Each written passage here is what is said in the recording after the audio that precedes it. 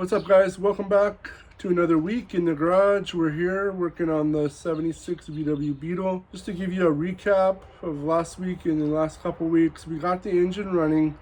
We had the engine on the chassis running, and then last week we had some problems with the gearbox. Took the gearbox and the engine. We removed it from the chassis.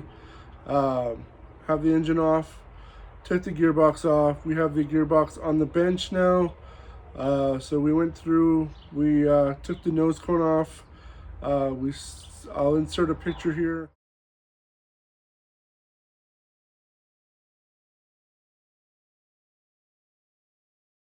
The shifter rods were not lined up, so it was stuck in a gear. I'm assuming it was stuck in second gear.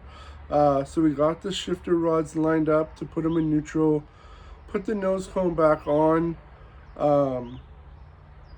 and we have the nose cone on right now, but we still need to work on it a little bit, so I'll show what it looks like right now. All right, so this is the top of the gearbox right now. As you can see, all the shifter rods are lined up. I just wanted to give you an idea of what it looks like. We're gonna put the nose cone back on, and we're gonna have to get the hockey stick in here so it can engage with the shifter rods. Give it a fighting chance, I guess. And then what we'll do is we'll try and shift through the gears and see if we can do that successfully. All right, guys, going back to the car, just wanted to show some progress that I did. I don't know if you remember a couple videos ago that I showed this part here, marked it out. There was a lot of creases. There's one right there. Just some dents and stuff, and just did a little bit of hammer and dolly work on it. It actually feels a lot better. There's still some high spots in here.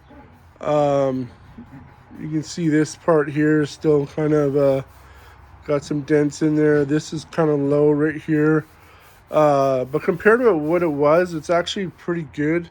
So I'm gonna continue working on this. Maybe not today.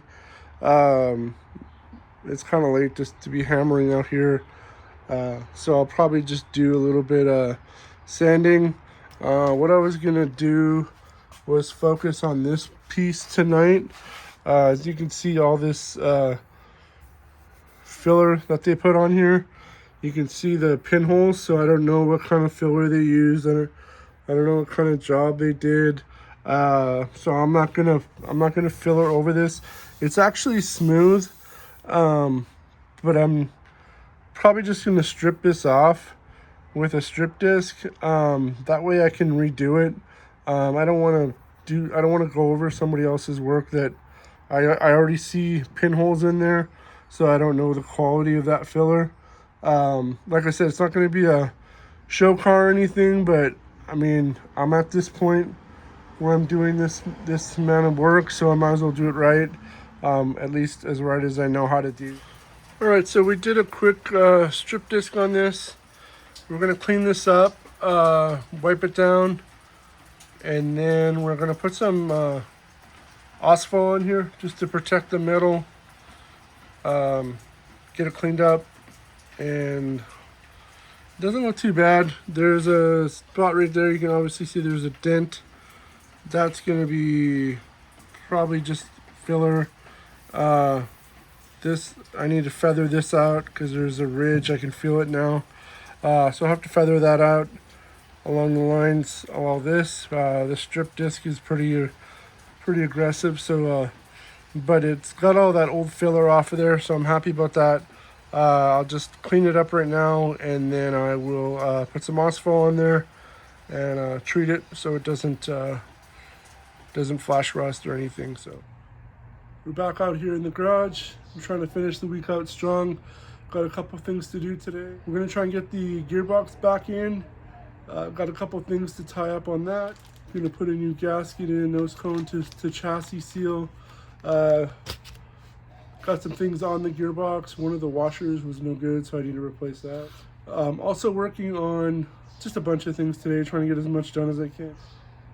Had a long week. Yesterday I was trying to get out here, but we had a kind of a bad storm, flash flooding, so didn't get a whole lot done yesterday.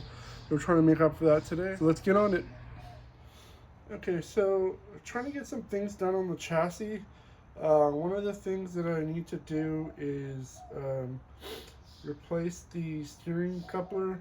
On the 76 and the newer models, they had a rivet or screw in there, so a little bit different than the older models. The older models had the 4 holes on the coupler, and